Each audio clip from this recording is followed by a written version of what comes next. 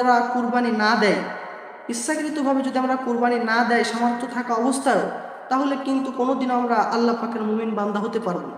তো আমরা আল্লাহ পাকের প্রকৃত মুত্তাকি বান্দা, মুমিন বান্দা হতে হলে আমাদের অবশ্যই কুরবানি দিতে হবে। আল্লাহ পাকের সান্নিধ্য লাভ করতে হলে অবশ্যই আমাদের কুরবানি দিতে হবে। আমাদের যদি সামর্থ্য থাকে তাহলে এটা একটা ওয়াজিব বিধান। তো রাসূলুল্লাহ সাল্লাল্লাহু আলাইহি ওয়াসাল্লাম বলেছেন যে যদি কোনো বান্দা কুরবানি না দেয় সামর্থ্য থাকা অবস্থায়, তাহলে সে যেন ঈদগাহর ময়দানে না আসে।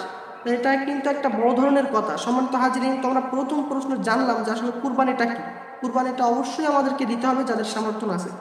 এবং দ্বিতীয় নম্বর প্রশ্ন হচ্ছে যে কখন কিভাবে এই কুরবানিটা শুরু হয়েছিল।